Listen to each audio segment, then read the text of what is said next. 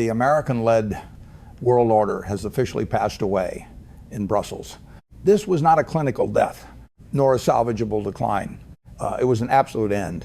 The Canadian Prime Minister delivered the announcement with a tone so calm it was chilling. No grandstanding, no hostility, in the presence of top leaders from Tokyo to London, in a room filled with the minds that shape global geopolitics. The only thing that filled the lethal silence following his statement was a standing ovation of total consensus. In stark contrast to the cold composure in Brussels, the White House experienced a true seismic event. According to 3 internal sources present at the scene, this was the most furious moment in the entire political career of Donald Trump.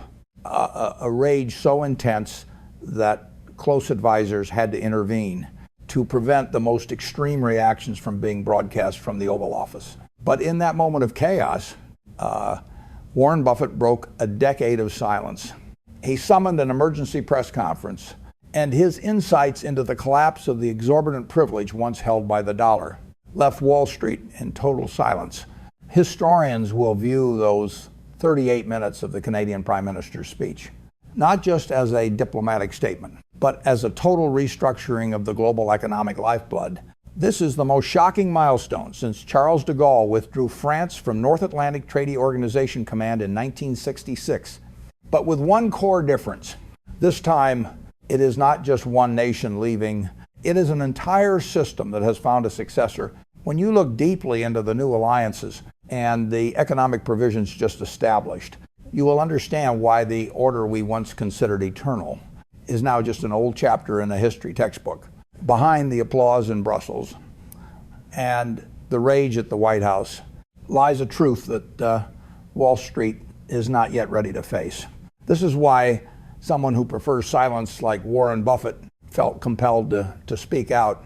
Could we truly be prepared for a world where the old rules that built our prosperity for 80 years have simply evaporated?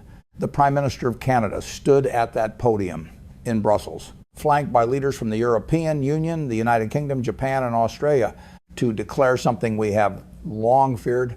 The American-led world order is dead. He did not speak of a temporary crisis or a passing weakness. He used the words, "It is dead." And if you look at the reaction of that room, filled with heads of state and seasoned diplomats from 60 nations, they gave him a standing ovation. That was not an emotional outburst. It was a cold acknowledgement of a new economic and geopolitical reality. At the White House, the response from Trump was swift and severe. According to reports, it was the greatest display of anger in his entire political career, with threats of such serious consequences that his advisors had to intervene. I felt I could no longer remain silent myself. I called a press conference, my first in over a decade, because what is happening to American economic power is enough to give Wall Street pause. When you look closely at the specific words this Prime Minister used and the alliances he announced, we are witnessing a fundamental economic restructuring set in motion by a single 38-minute speech. Historians are right to compare this to 1966, when Charles de Gaulle withdrew France from the North Atlantic Treaty Organization. But this time it is not just one nation leaving. It is the beginning of an avalanche of trust and capital costs. In the European Council building, the Prime Minister requested a joint session with Canada's closest democratic allies. This was not a quiet phone call or a polite bilateral meeting. The fact that he took the initiative to convene the meeting and set the agenda sent a clear signal that leadership is changing hands. The stage that day held 7 flags: Canada, the European Union, the United Kingdom, Japan, Australia, South Korea, and New Zealand. The collective gross domestic product of this group exceeds $28 trillion, which is approximately the entire economic output of the United States. That number is no accident. In our world, nothing is an accident. He began speaking with a heavy sense of calm. He reminded us that for 80 years, the democratic world operated on a single assumption, that the United States would lead. We provided the foundation of security and economic commitments upon which the rest of the world built their future. That assumption held through the Cold War, through the fall of the Berlin Wall, through September 11th, and through global pandemics. But then he paused, and the silence in that room was a heavy truth that everyone could feel. Here is the problem. We cannot build national security or economic prosperity on a foundation that shifts with every election cycle. A trade agreement torn up right after it is signed creates a massive invisible cost in terms of partner trust.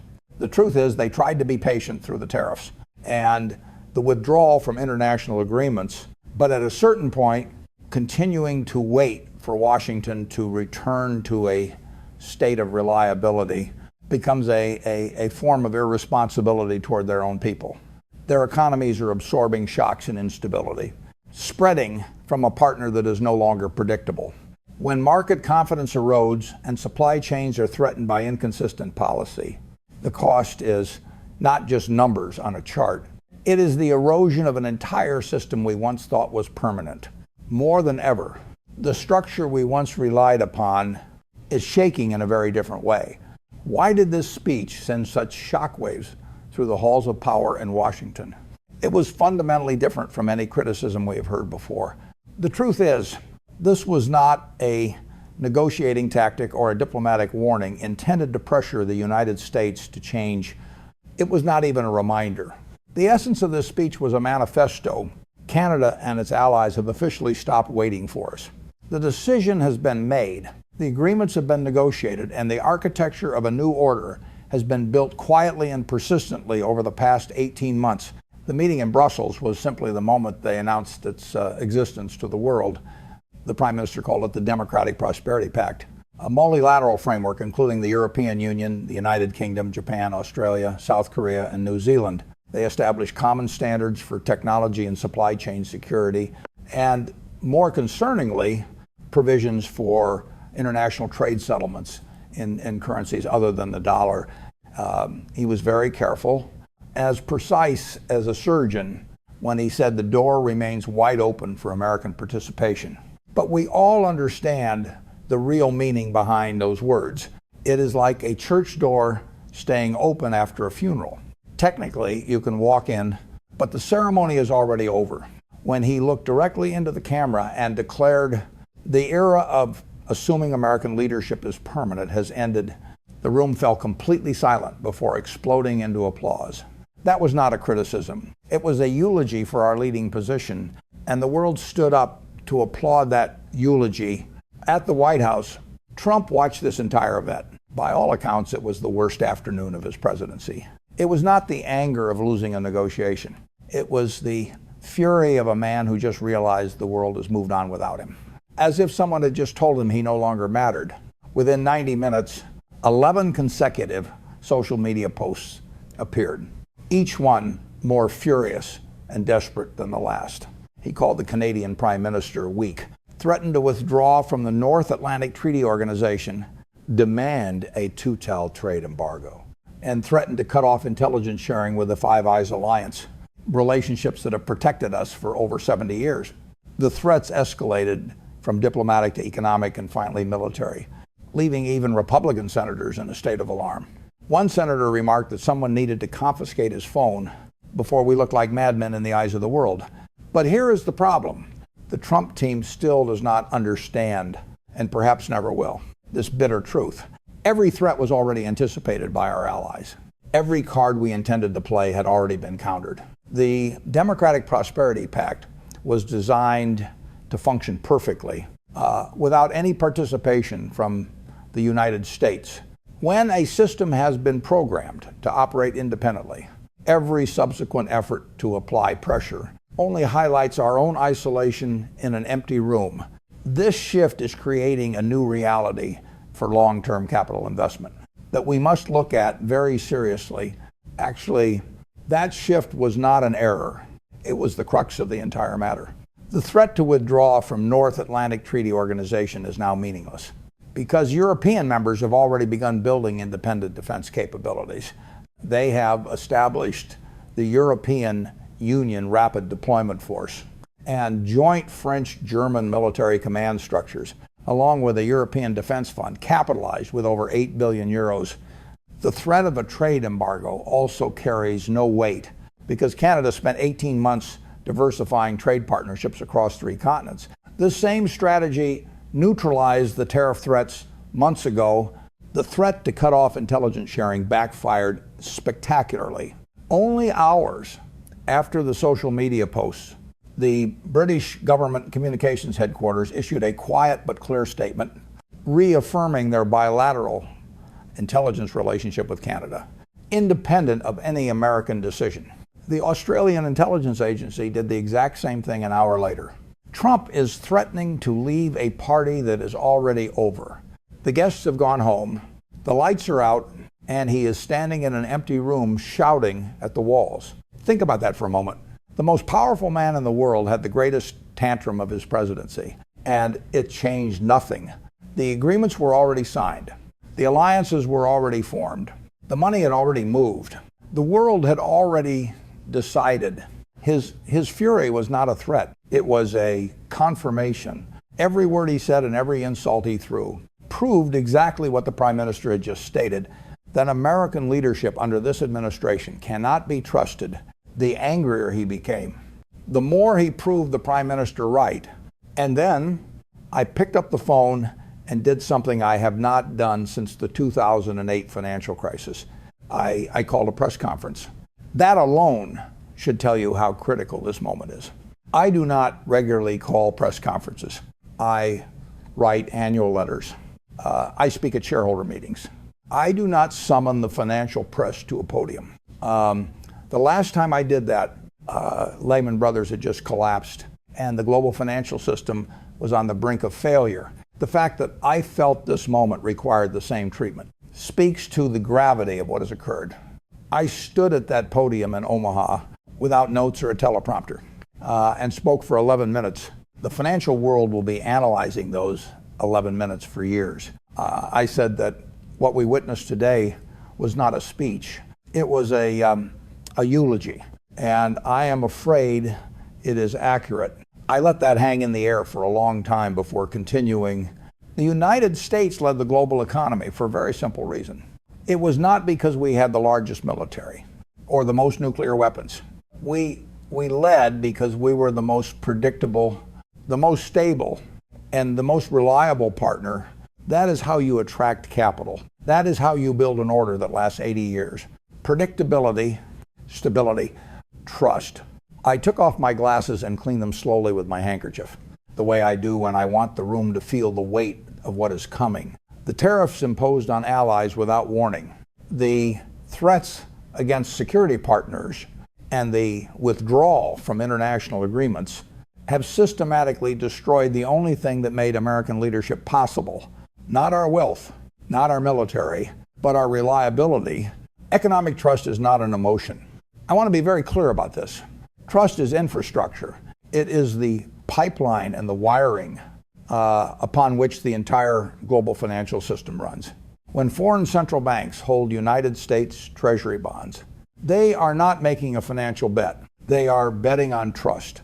They are saying, we believe the United States will honor its obligations and remain a nation of stable policies. That trust took 70 years of consistent behavior to build. And today, as someone who has watched this infrastructure being built over 70 years of investing, I am telling you it has been destroyed. Not weakened, not cracked, but destroyed completely. The room went absolutely silent. The cameras kept clicking, but no one moved. We are facing a reality where the rules of capital safety will have to be rewritten from scratch.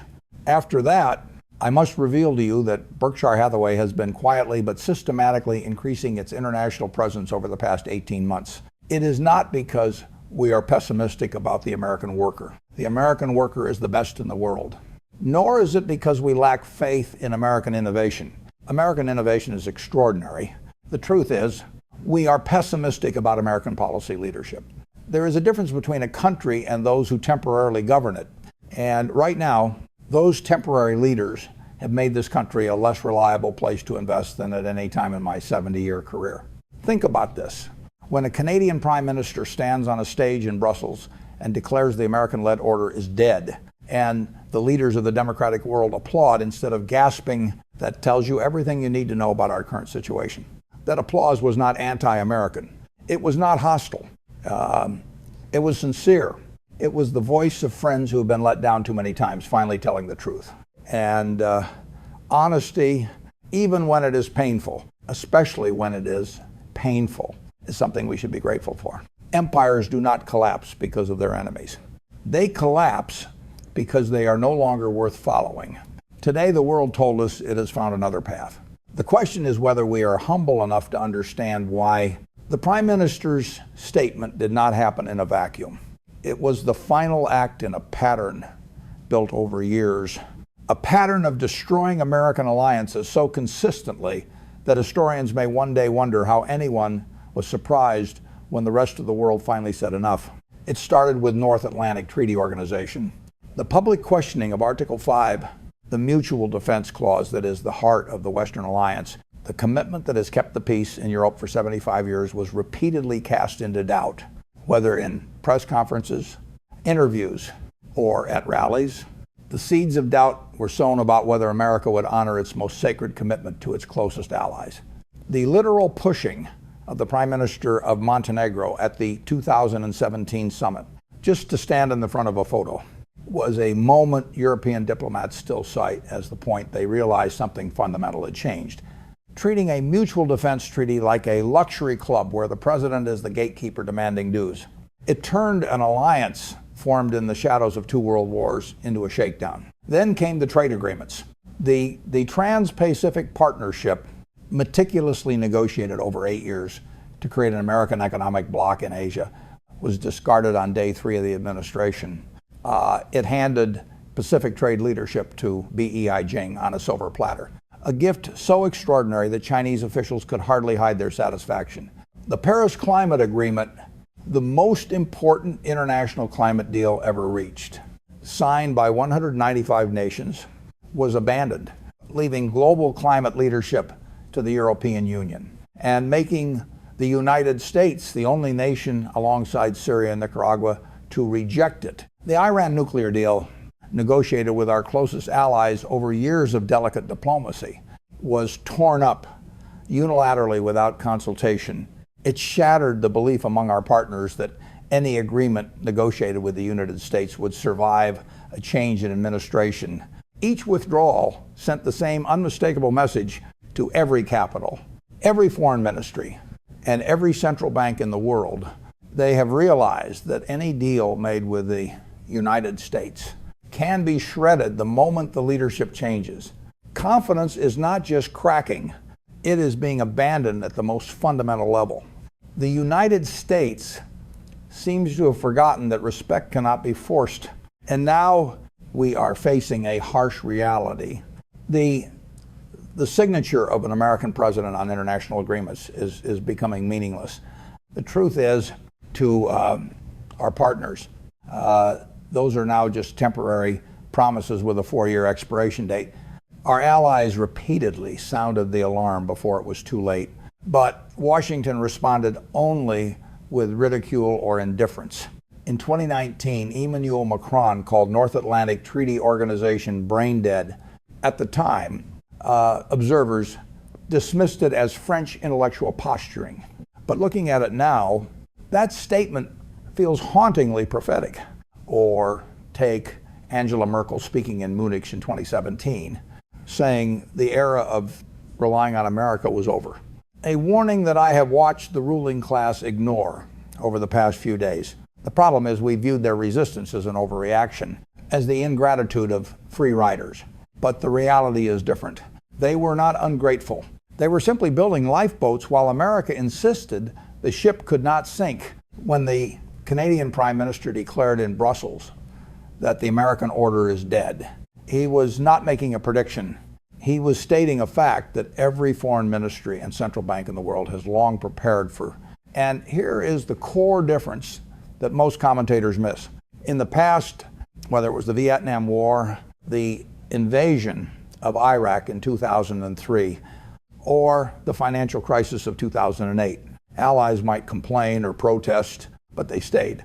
They stayed because they believed America, despite its flaws, was still the best option and would always self-correct. That fundamental belief has evaporated. The democratic world has looked at the tariffs the torn up agreements and the embrace of autocrats to reach a cold conclusion. This is not a temporary glitch. This is the new normal. You cannot build a democratic future or economic policy on a partner whose behavior is unpredictable.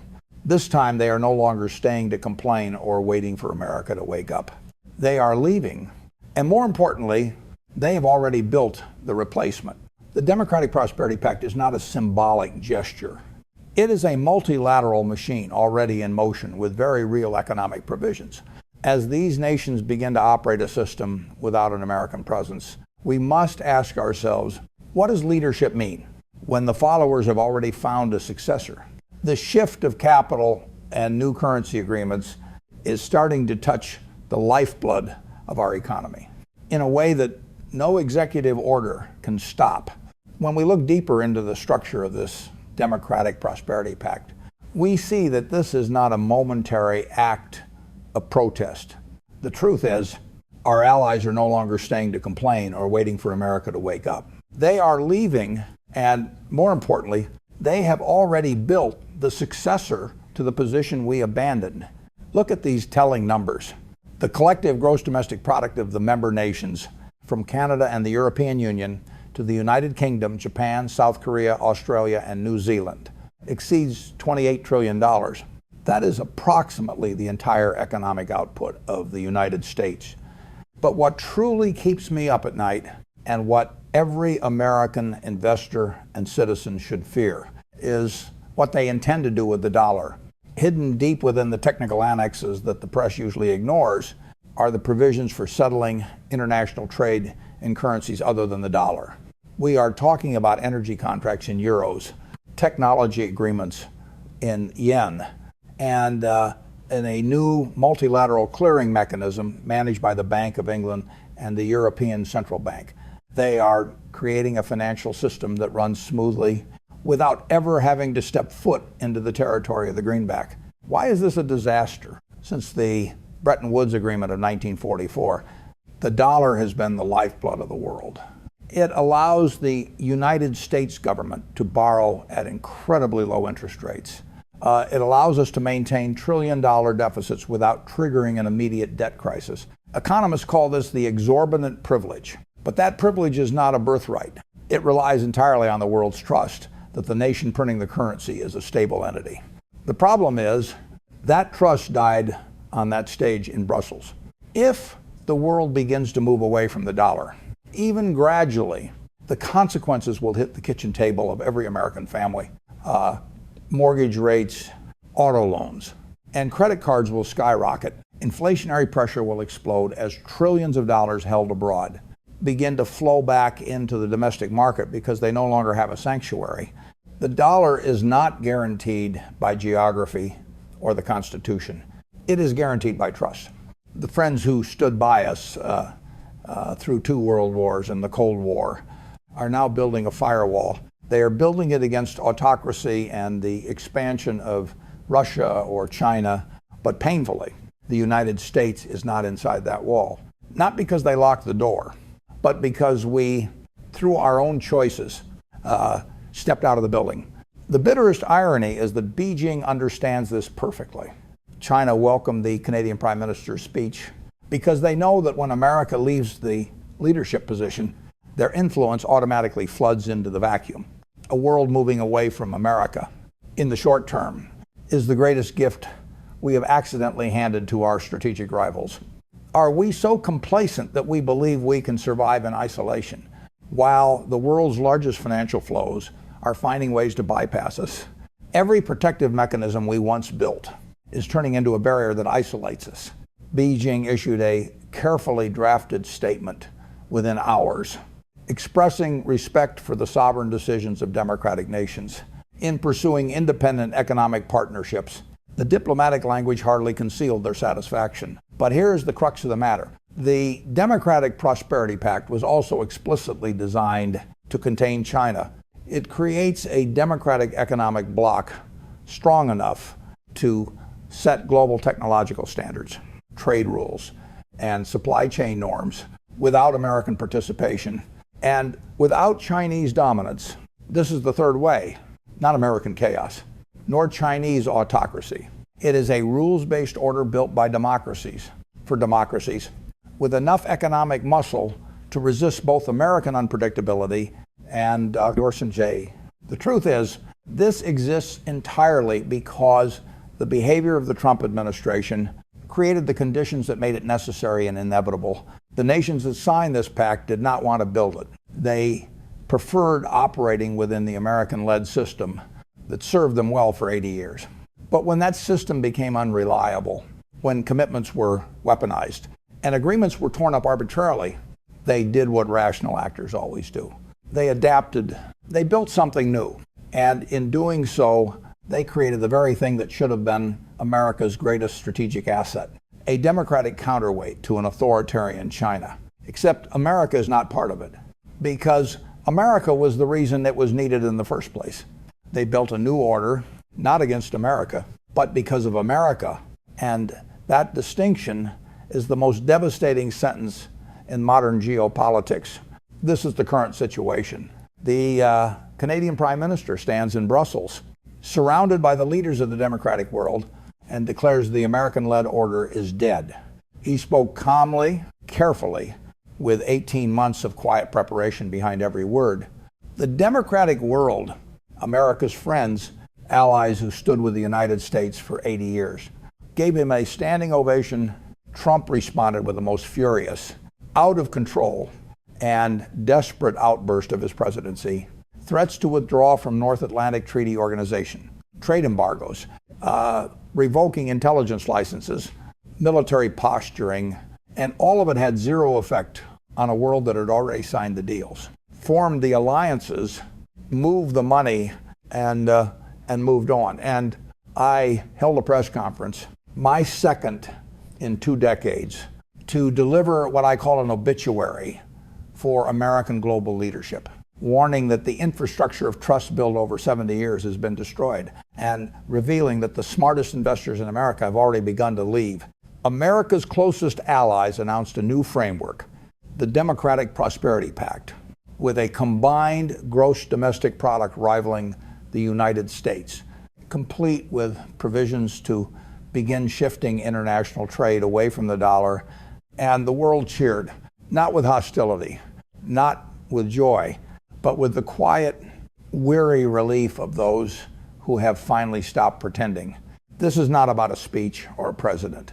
This is about whether the most powerful nation in history just lost its seat at the head of the table. Not because someone took it, not because an enemy conquered it, but because it walked away from the position. And the hardest truth to accept is that the seat is not empty. Someone else is already sitting there. Can the United States rejoin an order it no longer leads? Will its allies even want us back after everything that has happened? Can the dollar survive as the world's reserve currency if the nations holding it no longer trust the nation printing it? History will answer these questions long after we are gone. Is this the moment the American century ends, or just the moment the world finally said it out loud? The speech has been given, the alliances have been signed, the money has moved.